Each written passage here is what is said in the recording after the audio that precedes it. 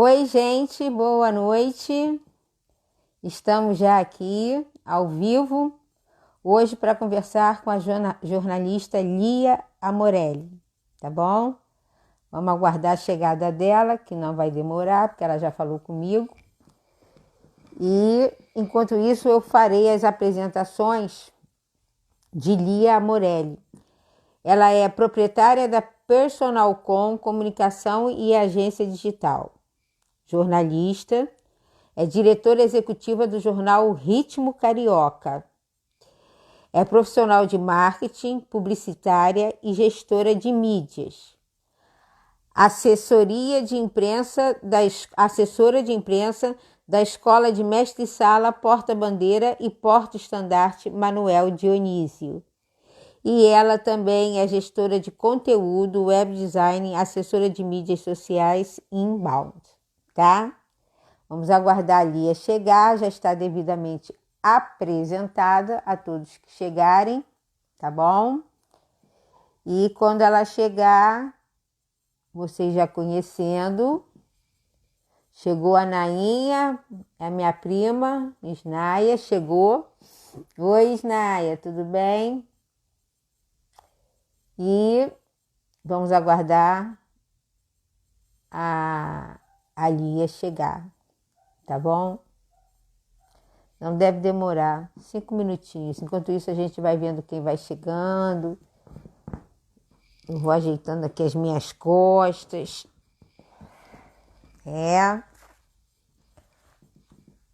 Igor, boa noite. Tudo bem, Nainha, tudo bem. Saudades de você, saudades imensas. Tanta coisa separa a gente, né? Mas vamos em frente, que vai acabar, né? Um dia acaba, tudo que começa tem fim. Vocês estão me vendo bem? Oi, Lia. Lia, vou te chamar. Vamos lá. Aguardando a Lia, já chegou, já deu um tchauzinho.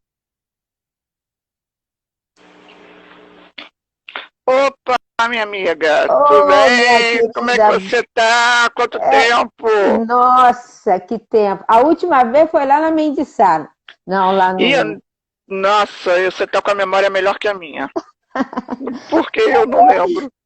Tava vindo da feijoada da Portela, 3 horas da manhã, o Monarca foi fazer show lá na... Oh, meu Deus, eu troco o nome da escola. Você tava lá. Tem uma foto Isso, minha. caramba. Nem lembro. Ah, não, eu lembro sim, eu lembro mais ou menos. Lembro mais ou menos. Lembro mais ou menos. Lembra mais ou Lembro, menos. lembro, lembro. É isso Mas aí. esquece, pula essa parte que a memória já não Pois tá é. lá essas coisas. Como é que Olha, a você tá, primeira menina? coisa, eu quero te agradecer imensamente por você ter aceito o convite, tá? Nada, Porque que isso. é sempre uma contribuição muito boa. Você é uma profissional liberal, né? É uma jornalista e provavelmente você deve também estar sofrendo algum impacto, né, com relação a essa reclusão compulsória que nós estamos submetidos. E aí Com eu gostaria certeza. queria que você pudesse falar a respeito desse impacto na sua profissão e na profissão também dos meninos que te acompanham, que você tem uma banda, né? Aham. Né? É, tem Aí, o pessoal, olha, são tantas coisas, na verdade. Inclusive, eu queria primeiro dar boa noite para todo mundo aí, pessoal que está chegando, né? Inclusive, acabou de entrar aí, eu estou vendo o Cabral lá. O Cabral é um grande amigo, é um bailarino maravilhoso, coreógrafo, ele é de Fortaleza, ele acompanha a gente, ele já, inclusive, já fez live comigo, ele tem uma história de vida incrível, faz projetos sociais com crianças carentes lá em Fortaleza e várias outras coisas. Ele está aí dando boa noite para gente. Cabral, um boa grande noite, beijo, meu Cabral. amigo. Boa E noite, assim, obrigada. minha amiga, respondendo a sua pergunta, na verdade, quer dizer, tudo isso, né, que está acontecendo agora, eu acho que impactou demais a vida de todo mundo, né? De todo mundo, porque as pessoas não esperavam, né? Não esperavam. E o brasileiro, eu estou dizendo, não vou poder falar por todos, mas eu falando por mim, como você falou por mim, pelo pessoal que trabalha comigo, nós fomos pegos de surpresa por sermos brasileiros e termos aquele nosso jeito brasileiro de gostar de estar com pessoas, de estar com amigos, de estar... o brasileiro tem muito isso, né? Essa característica de estar sempre nas aglomerações, né? E eu, inclusive, sendo jornalista e trabalhando com cultura, artes, entretenimento, carnaval, coisa, eu não tenho como estar fora de aglomeração, eu estou sempre lá. E o pessoal que trabalha comigo, idem. Porém, quando veio essa situação da pandemia, ela foi um baque muito grande, porque essa área cultural do entretenimento sofreu um baque muito grande, a área cultural também. E isso dificultou mais ainda a vida de quem trabalha com esses segmentos, porque a cultura já é uma coisa que não é valorizada no nosso país, infelizmente. E isso impactou mais ainda, né? A coisa ficou pior. Em relação ao trabalho do jornalismo, o meu trabalho ele é eu considero ele um pouco diferenciado, porque eu sou do tempo que o jornalismo, que nós estudávamos, e quando você fazia uma faculdade, você também pegou esse tempo. Hoje, por exemplo, na minha profissão, se você faz uma faculdade separada, por exemplo, você faz uma faculdade de jornalismo, você faz uma faculdade de publicidade, você faz uma faculdade de relações públicas. E na minha época não era assim. Na minha época você fazia uma faculdade de comunicação. E aí você, lá dentro, você tinha todas as ramificações da comunicação, e quando você ia terminando é que você optava aquilo que você iria ser, né, na verdade. Mas você saía com uma base de conhecimento boa de todas as áreas da comunicação. Então hoje, e quando eu comecei a atuar, na época, quando eu já atuava lá no Arsenal, quando eu já atuava na Marinha, eu já tinha um olhar diferente da aplicação da comunicação dentro das atividades de uma empresa, de uma instituição, não importa quais seja o segmento, mas eu conseguia ver a comunicação, que na minha opinião é uma profissão, é uma atividade de extrema importância e, ao mesmo tempo, uma atividade que exige um grau, não desmerecendo as outras, claro, mas exige um grau de responsabilidade muito grande, porque a comunicação, você tem o poder da palavra na mão. Então, você, com o poder da palavra, você cria aquilo que você quer criar. Você manipula para o bem, você manipula para o mal, você utiliza o poder da comunicação para você criar diversas situações a seu favor, contra você ou contra o que quer que seja. Então a comunicação, ela tem esse poder, e os comunicadores, como formadores de opinião, eles têm uma responsabilidade imensa, e eu sempre vi isso. Eu sempre enxerguei dessa forma.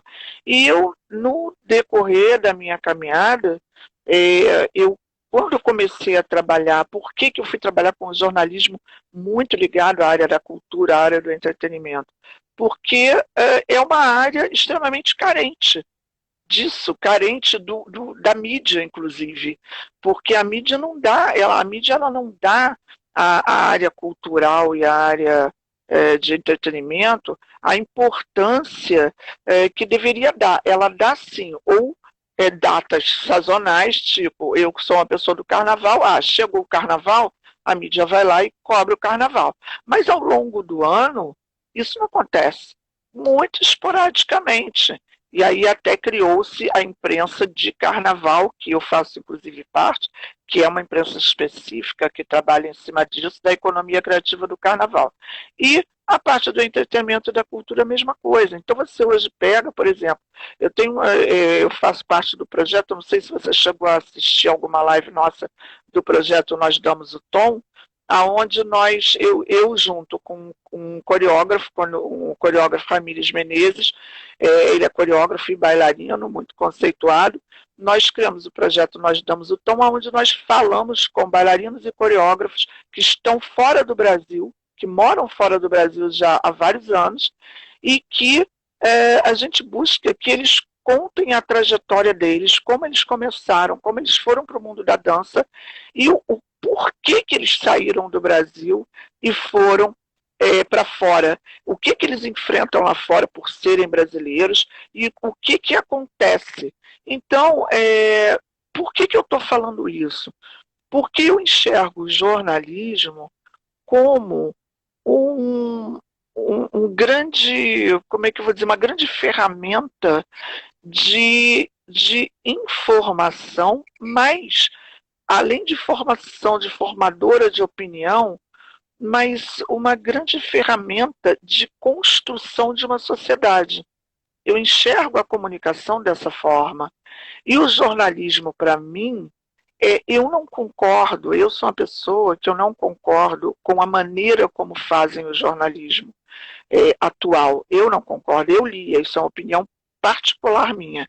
Eu não concordo. Por quê que eu não concordo? É claro que eu entendo que quando você trabalha, você é um jornalista, você trabalha para grandes emissoras, grandes jornais de grande circulação, revistas e tal, você é um funcionário. Você como é que se diz? Você adota a linha editorial que a sua empresa determina. Você não tem a liberdade de fazer o que você quer. A empresa determina uma linha que você vai cumprir. E por causa disso, eu não fui, até cheguei a trabalhar em alguns veículos, mas é uma coisa que não é a minha praia. Você se sente cerceada? Exatamente. E você conheceu um lado meu, que é o lado do criar, construir, projetar, desenvolver. Você conheceu esse meu lado. E eu sou assim, continuo sendo assim.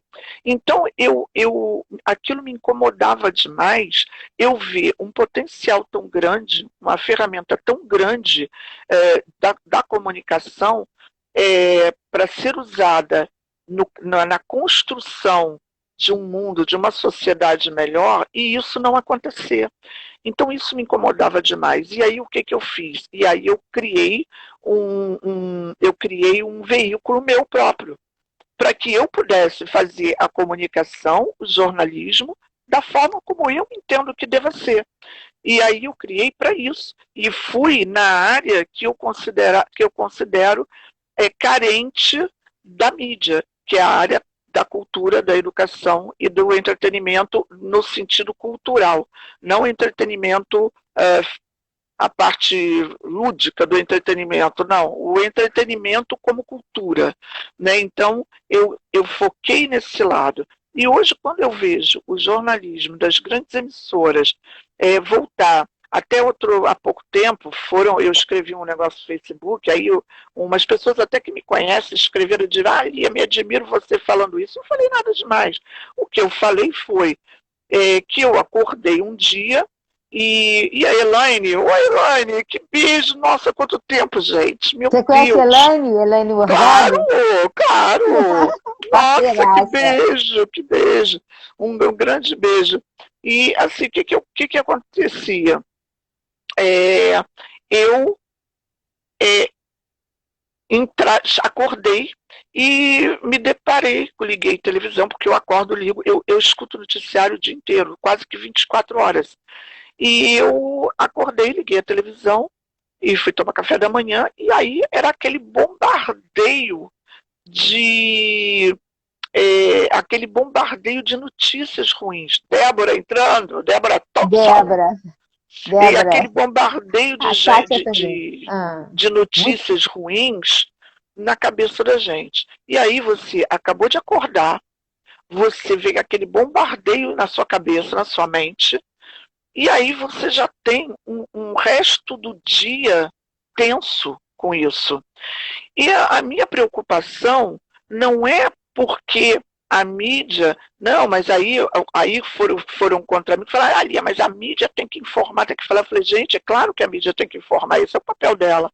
Mas veja bem, Eu não concordo que você tenha um bloco de notícias às 7 horas da manhã falando, você está tomando café da manhã, aí estão mostrando gente morta, caixão, um monte de coisas que te trazem uma energia muito ruim. E aí você dá isso às 7 horas, aí você toma o seu café, você vai fazer uma coisa. Às 10 horas da manhã tem outro bloco de notícias com outros programas trazendo as mesmas notícias que você viu às 7 horas da manhã, com as mesmas imagens repetitivas e repete tudo de novo. Depois ao meio-dia de novo, depois a 1 hora da tarde de novo, depois às 2 horas da tarde de novo, depois às 3, depois às 4, depois às 5, às 7, às 8, até a última edição. Entendeu? As mesmas cenas repetitivas, aquela coisa maçante. E isso para mim é um mau jornalismo. Por que eu digo que é um mau jornalismo? Porque isso para mim me parece muito um trabalho de massificação na mente das pessoas para fazer com que as pessoas acreditem naquele posicionamento. Entendeu? E eu não concordo com isso. Eu acho, sim, que existe o dever de informar e tem que existir. Mas você não tem necessidade de massacrar a mente das pessoas dessa forma. E aí, o que eu escrevi no meu Facebook? Eu escrevi que eu falei assim, poxa, gente, eu não aguento mais essa coisa de acordar de manhã e ter esse massacre de notícias ruins na minha cabeça. Vamos aliviar. Aí botei assim, meus queridos amigos das grandes emissoras, vamos aliviar um pouquinho, porque existem pessoas que sofrem de outros males. Existem pessoas que sofrem um grau muito sério de depressão, e depressão é uma doença seríssima, seríssima. E isso que vocês estão fazendo é um crime. Vocês estão fazendo um crime. Vocês podem levar uma pessoa a cometer uma besteira, a cometer um suicídio, a cometer um negócio, porque a pessoa, aquilo massacra a mente da pessoa. Se a pessoa não tiver um equilíbrio emocional muito grande, muito bom, ela começa a se desesperar. E aí você junta a questão de você ter que ficar trancafiado dentro de casa, que já é uma coisa que já te dá um incômodo. E aí você liga a televisão para você escutar uma notícia. Ok, você já passou aquela notícia, é ruim, já informou, calma, dá um alívio, deixa as pessoas respirarem. Depois você volta com aquela informação num outro horário, com outras cenas, mas não ficar aquela coisa martelando na mente da gente 24 horas. E eu não concordo com isso. Então, foi isso que eu explanei na rede social, e aí pessoas que me conhecem escreveram embaixo, me admira você falando isso, é por isso que o país está assim desse jeito, um monte de gente falando merda assim desse jeito, e não sei o quê. Aí por ali, aí você pensa o quê? Que eu rebati? De forma nenhuma. Jamais vou rebater uma coisa desse tipo. Eu deixo a pessoa se expressar, é um direito dela. Assim como eu tenho o meu direito, ela tem o direito dela. Mas isso mostra, ratifica ainda mais essa condição que eu digo da mídia massificar informações que não são, informações que eu considero tóxicas na mente das pessoas. Deixa eu dar uma boa noite aqui, só um intervalo para o pessoal que está entrando aqui. Meu querido Carlinhos Brilhante, meu querido maravilhoso Carlinhos Brilhante, um grande mestre de cerimônias, mestre-sala, tudo aí das escolas, uma pessoa maravilhosa, um grande beijo. O Cabral está aí também, meu querido coreógrafo Ramires Menezes também está aí, que eu estou vendo ele subindo aí. Então, assim, axé, meu amigo. E aí, o que aconteceu? Eu acho isso um absurdo. Eu não concordo com essa forma da mídia fazer a mídia. Então, me desculpem os meus colegas, mas eu não concordo. Então, e isso gera, na verdade, essa massificação, a gente está falando aqui, isso pode ser de qualquer coisa, pode ser da Covid, pode ser da política, pode ser da economia, pode ser de qualquer segmento, porque eles fazem isso com o que quer que seja. Se acontecer um fato Por exemplo, agora, aí a impressão que me passa também, parece que está faltando notícia. Parece que não acontece mais nada no mundo para ser noticiado, só isso. Tem coisas boas acontecendo no mundo também, não tem só coisa ruim. Entendeu? Então, por que não noticiar as coisas boas também para dar um refresco na mente do povo? Para Mas, também Lia, trazer, entendeu, isso, outras informações. Pode falar. deixa eu te perguntar, mas não existe uma relação de amor e ódio da população com a própria televisão? Porque eu entendo e concordo com você dessa massificação, sobre essa massificação.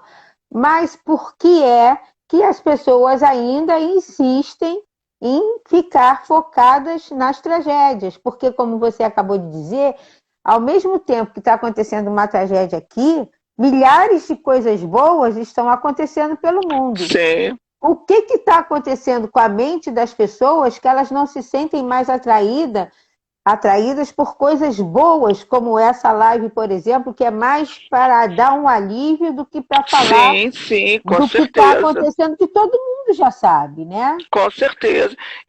Olha, Virginia, eu vejo assim, por muitas coisas que eu leio, muitos estudos, muitas coisas que eu acompanho, porque não é aquilo, não é porque nós estamos nesse momento em casa, parece que eu estou lendo o tempo todo, me instruindo, aprendendo, fazendo cursos.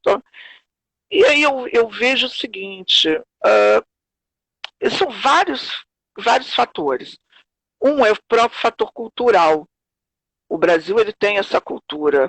Se eu lembro que num artigo muito interessante que eu li de um psicólogo e ele falava assim, inclusive citava um exemplo de você passar na rua, você parar na rua. Boa noite, Tereza. Tereza, jornalista da minha equipe.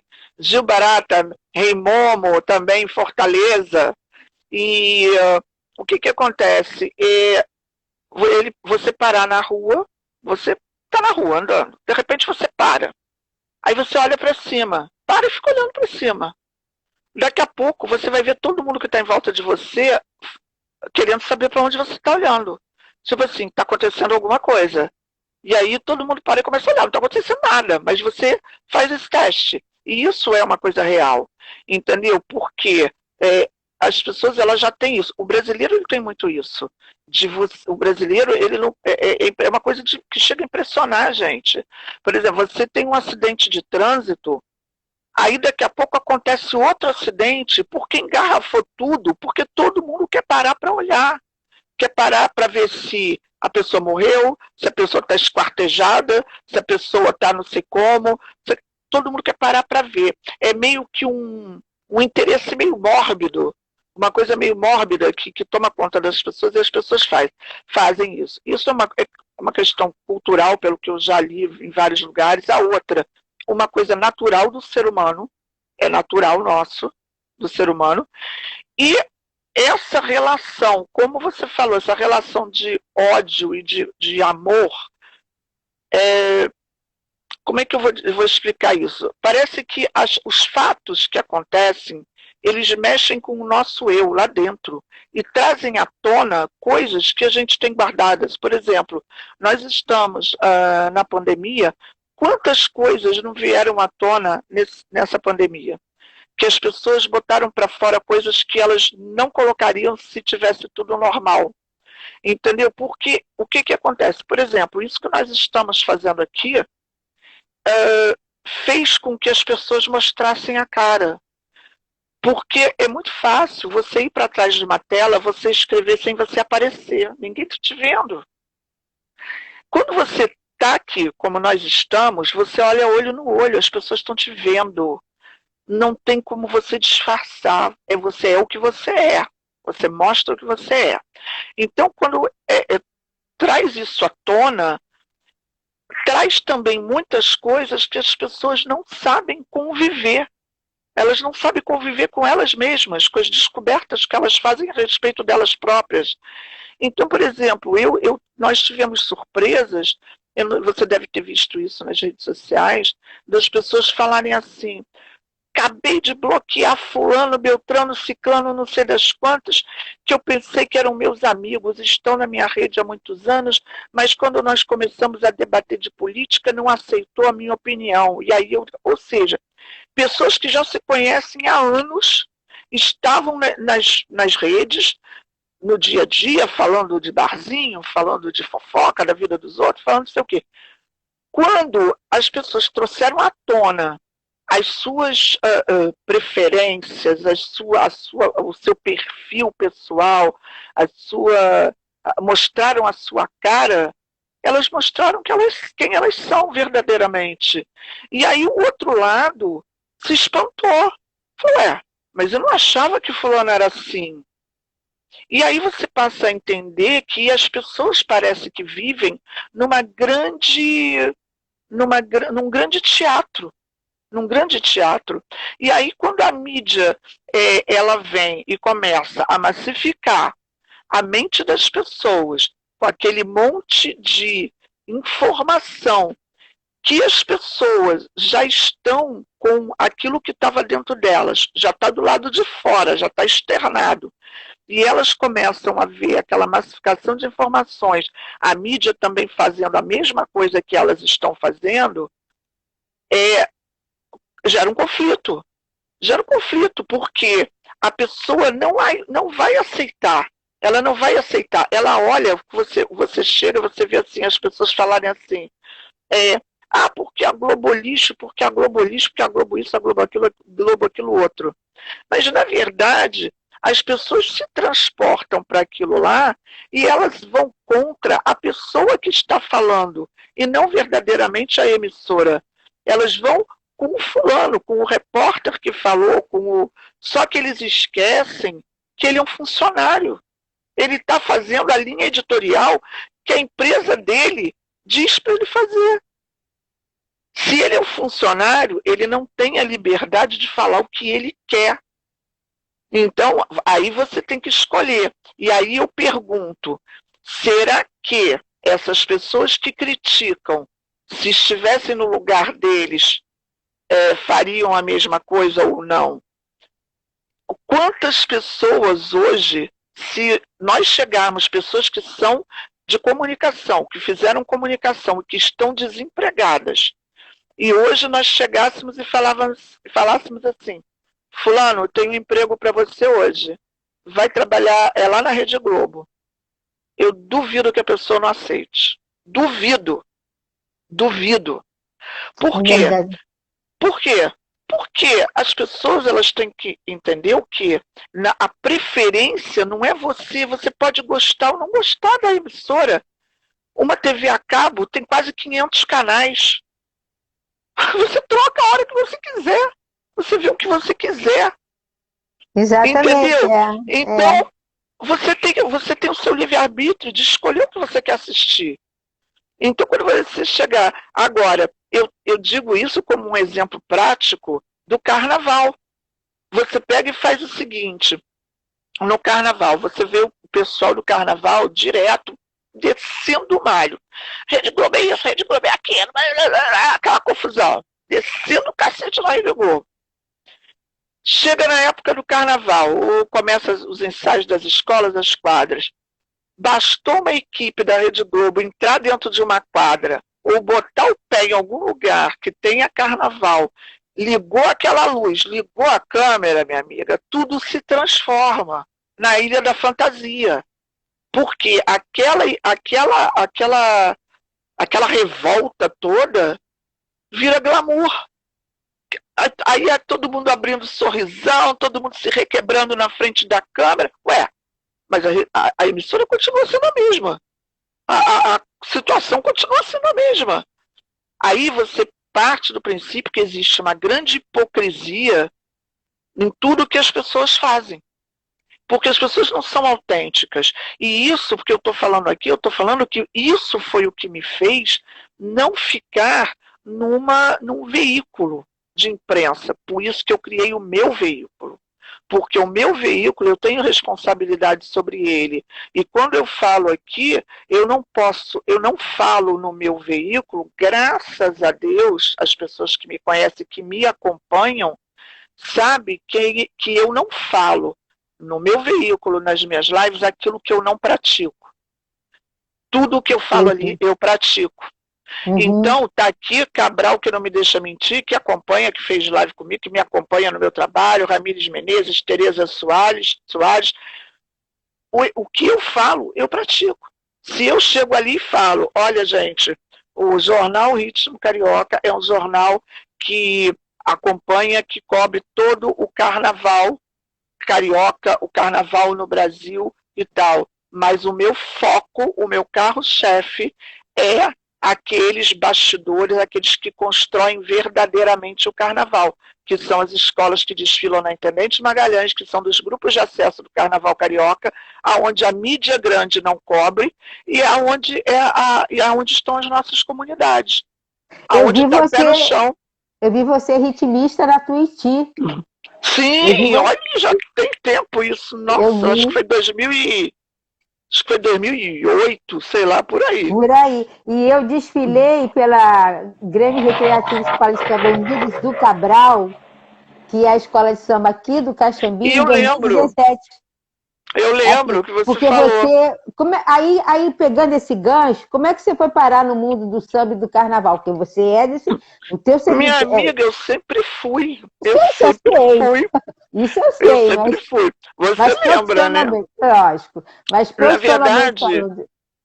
Não, profissionalmente, o que acontece? Tirando os meus 300 mil anos de carnaval, profissionalmente, o que acontece? Eu estava uma vez no ensaio na minha escola, que é a Império da Tijuca, e a Império da Tijuca fica na comunidade, já atualmente no Morro da Formiga, onde tem a sede dela, onde é a comunidade do Formiga. E nós estávamos ensaiando, naquela época não era um espaço muito pequeno, ainda existia a guerra do tráfico do Morro da Formiga com o Borel, com a Casa Branca e tudo, tiro comia, não tinha UPP, não tinha nada disso. Ali era bem a parte subindo a Tijuca, da Rua Uruguai para diante, subindo em direção ao Alto da Boa Vista, pegando Muda, Usina, era uma área bastante deserta. As pessoas tinham medo de circular nessa região, o pessoal passava subindo e descendo do Alto da Boa Vista, mas você não tinha bares, por exemplo, você não tinha bares, restaurantes, nada disso, porque a violência era muito ativa naquela época. E aí eu no ensaio, eu observando o pessoal da escola, eu falei assim, caramba, engraçado, ninguém fala da escola. Aquilo começou a me chamar a atenção. E aí um dia eu descendo na rua, eu vi a camisa da escola e tudo, e eu via o pessoal transitar na rua com camisa do Salgueiro, camisa da Unidos da Tijuca, camisa da Estácio, camisa da Tuiuti, camisa do não sei o quê, e não via ninguém com camisa da Império da Tijuca. Falei, gente, como assim? A escola é aqui, é uma escola que nossa, é muito antiga. O Império da Tijuca tem mais de 70 anos, tem quase 80 anos. É uma das escolas mais antigas do Rio de Janeiro. Eu falei, como assim? Aí que eu fui ver a falha, não existia divulgação. Na verdade, a divulgação do carnaval quase não era feita. Ela era feita pelas grandes emissoras na época do carnaval. Não bastidores, desfile somente. Não existia cobertura de bastidores do carnaval.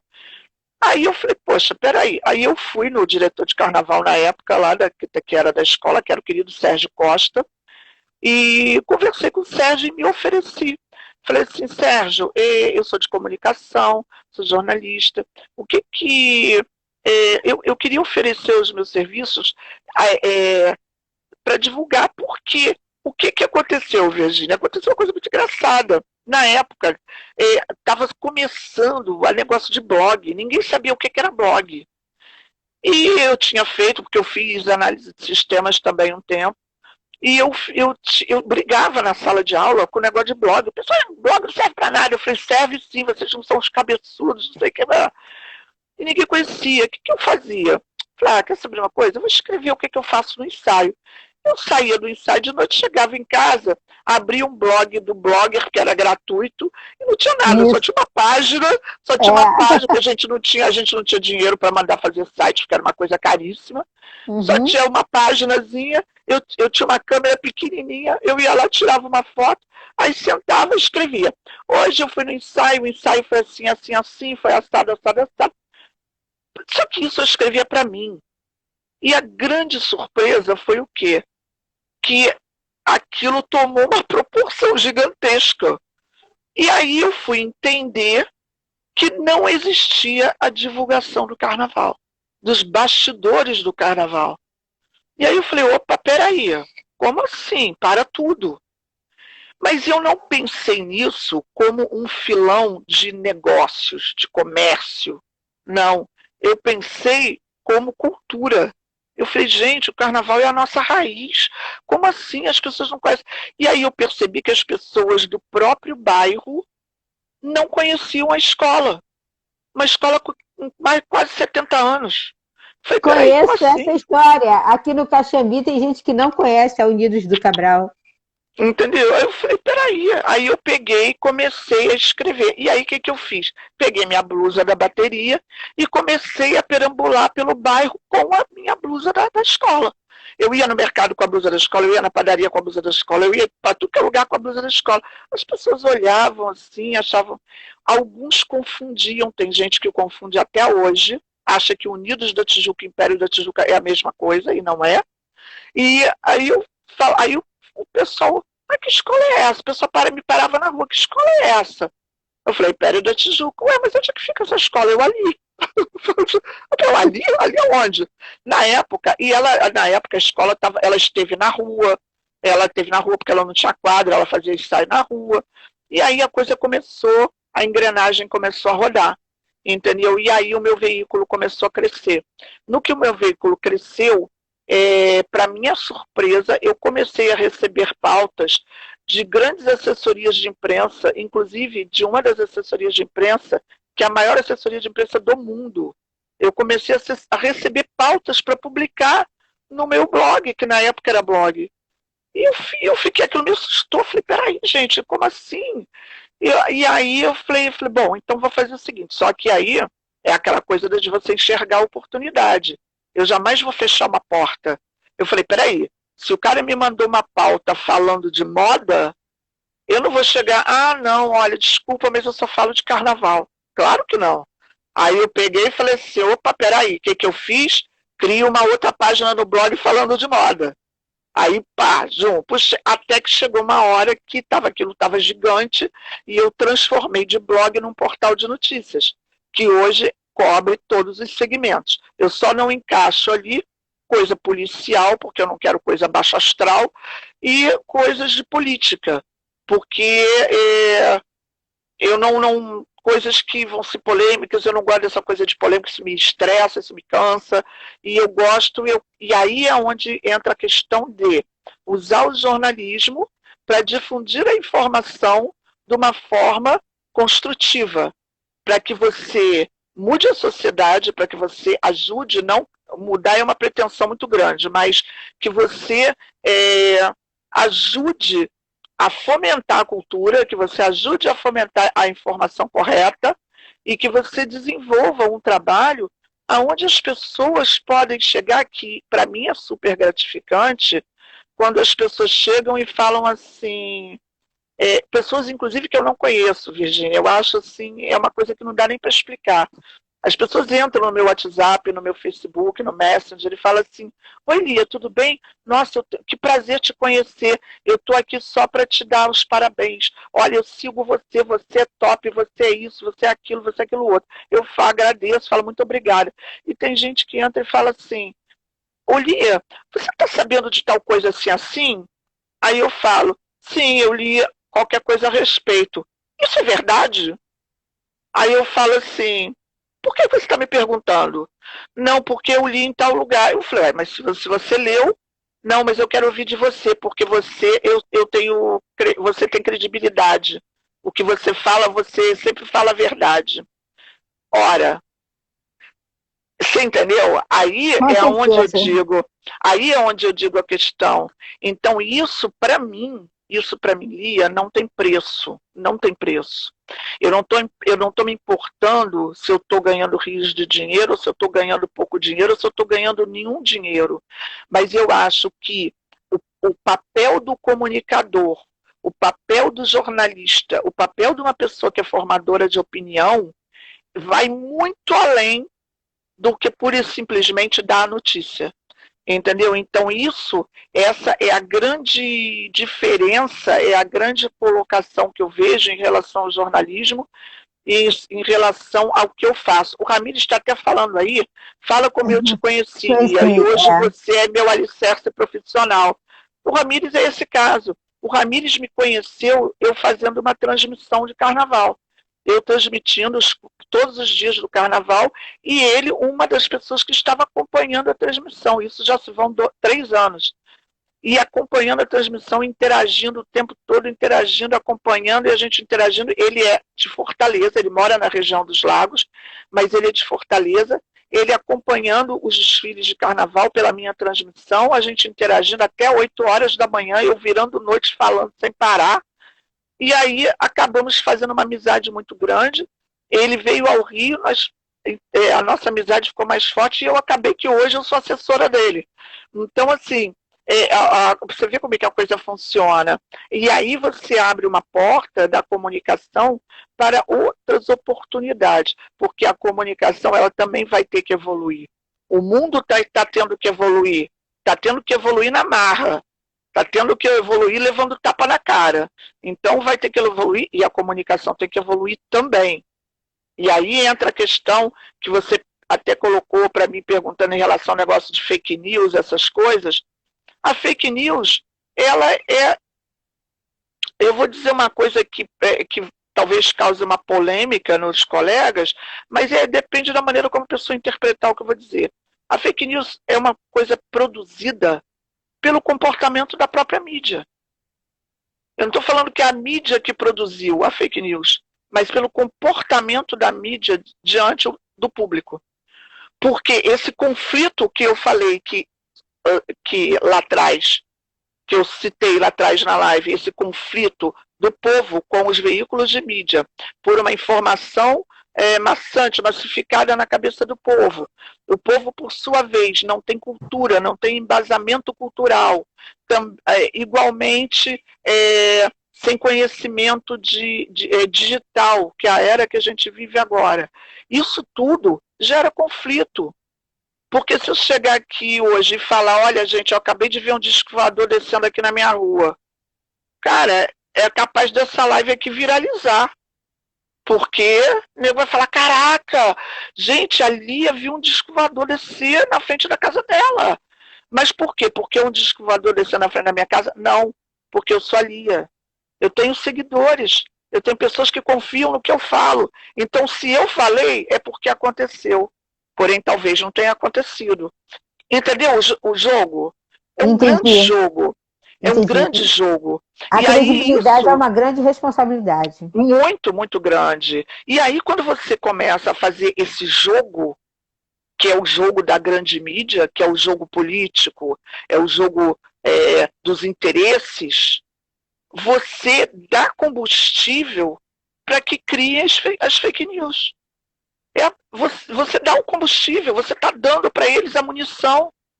Entendeu? Então, agora, quando você é pautado na verdade, quando você é pautado naquilo que você faz, que é a verdade, eles não têm eles não têm combustível para fazer fogo. Entendeu? Então, é aquilo. Se eu chego aqui e falo... É só não alimentar. Você não alimenta. Se você... A Tereza botou aqui, é parecido com o jogo da Guerra Fria. Eu já diria até o contrário, Tereza, é a Guerra Quente, fervendo, não é nem a Guerra Fria, é a Guerra Quente fervendo. Entendeu? Você cria, na verdade, uma situação de aí você fica brigando. E agora, o que aconteceu? Agora criou uma guerra tríplice. A guerra tríplice é o quê? É veículos de mídia que criaram o seu próprio consórcio. Por quê? Porque não tem credibilidade nas informações que o governo transmite, não tem credibilidade do lado da imprensa marrom, não tem credibilidade do lado do povo, não tem credibilidade do lado de ninguém, então é cada um por si, Deus por todos. Aí os grandes veículos se juntam e criam um consórcio de imprensa, porque a informação que vem do governo não atende. Olha o conflito. Olha o conflito formado. E aí você se coloca onde? Você se coloca no lugar do povo. E o povo, como é que fica nessa história? O povo vai acreditar em quem? Em quem que o povo acredita? O povo vai acreditar em quem? Nos formadores de opinião. Em quem? Naquele único. Vai acreditar em mim, vai acreditar em você. Não importa se eu sou uma celebridade ou se eu não sou. Mas se eu tenho pessoas que me seguem, o que eu falo, elas vão seguir. E aí você começa a pensar milhares de formadores de opinião num universo gigantesco do mundo virtual e do mundo digital. Sendo que esses formadores, esses influenciadores, são do bem e são do mal. Você tem dos dois lados.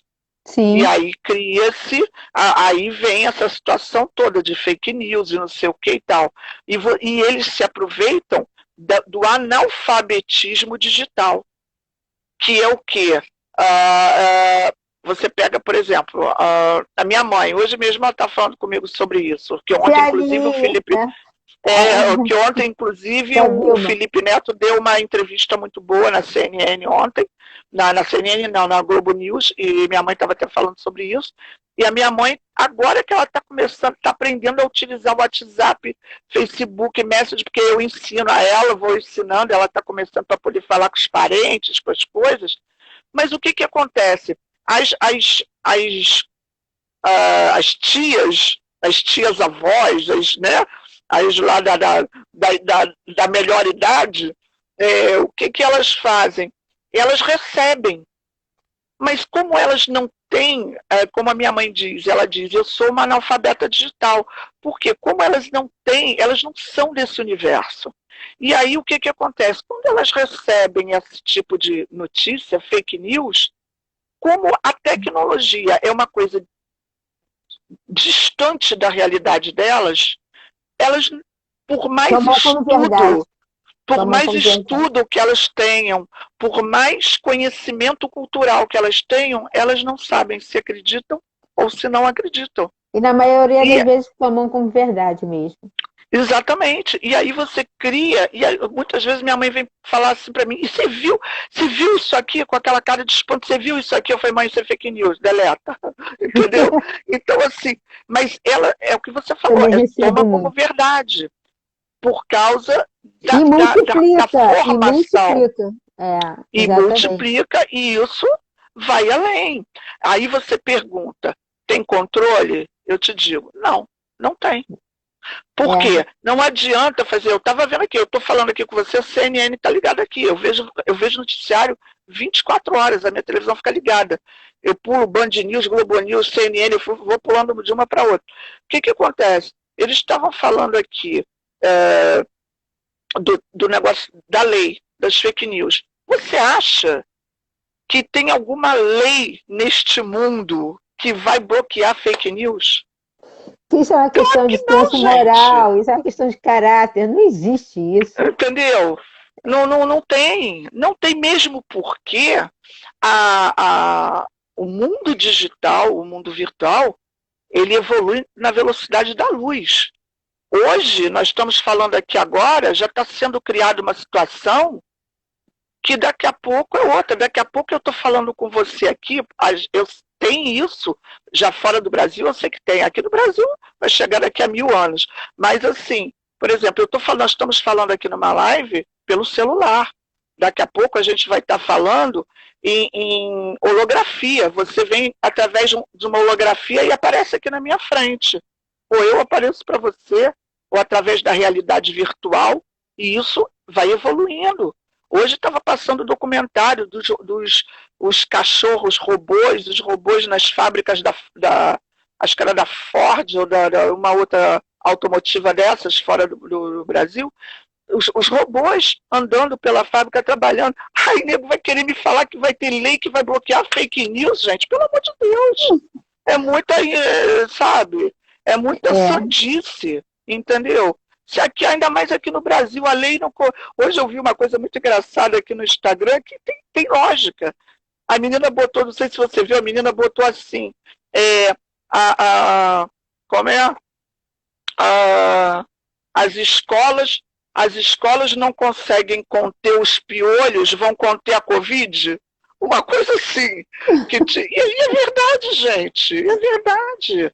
Um país onde não se obedece regras, onde não se obedece leis, vão ficar criando lei para. Entendeu? Vai criar. E essa criação é meio que aquela coisa que a gente conhece, a gente sabe que é uma questão política, é questão de tapa-boca. Ou seja, como a Elaine botou aí, a questão é muito, muito, muito complexa. Muito. Exatamente. Eu queria te perguntar uma coisa. E esse trabalho de bastidores que você faz de carnaval, já que a gente está nesse momento meio confuso de reclusão, você está vendo algum futuro para o Carnaval 2021? Alguma coisa vem aí ou vai ficar do jeito que está? Não, minha amiga, eu tenho a minha posição, que eu sempre falo nas lives. Carnaval só depois que tiver vacina. Não tem vacina, não tem carnaval. É simples assim.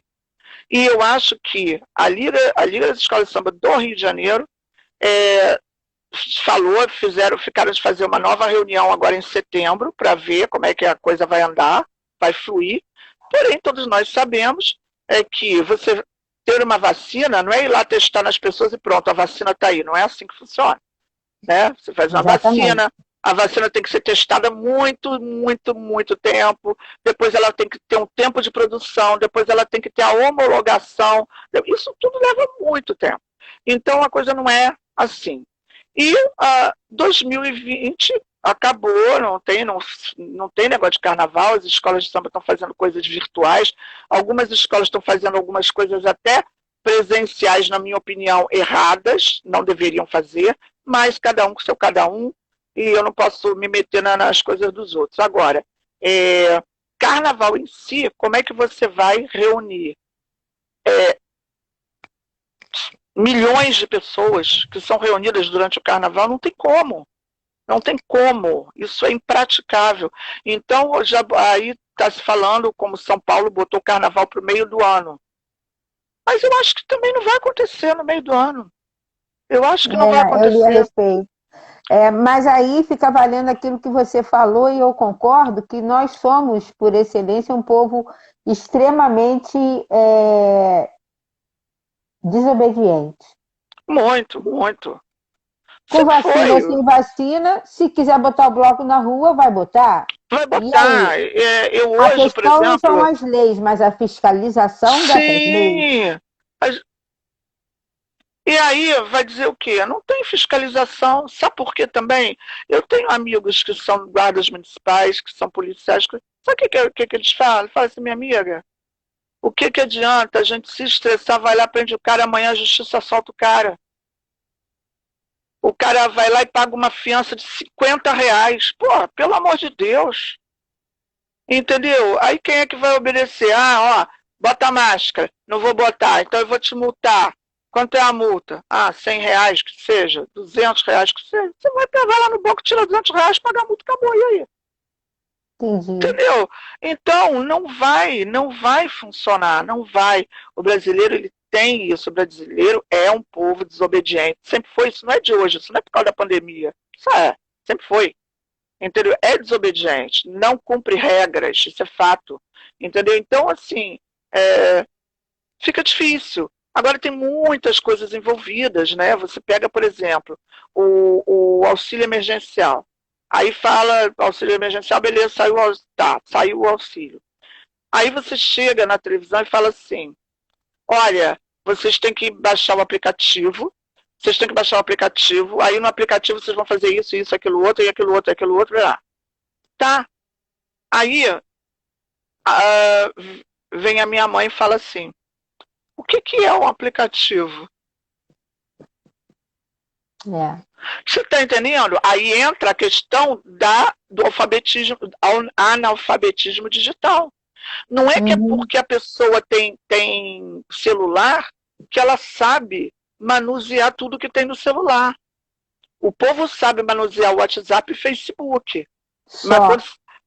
É uma coisa que eu você sempre começa. falo. Por quê? Porque é automático. Você botou ali já está. Agora, É, quando começa, você tem que baixar aqui, instalar ali, digitar, aí vai gerar um código, aí você pega aquele código, aí já complicou. Aí já complicou. exatamente. Se você pega um povo que é analfabeto, já culturalmente falando, e junta mais uma outra questão, que é o novo mundo que a gente vive, que é o analfabetismo digital, aí a vaca vai pro brejo, minha amiga. Aí a coisa desanda. Porque aí, Uhum. o que acontece? O que você vai fazer? Você vai para a porta da Caixa Econômica. Porque o seu aplicativo não funcionou. Mas será que o seu aplicativo não funcionou? Você não soube manusear o aplicativo.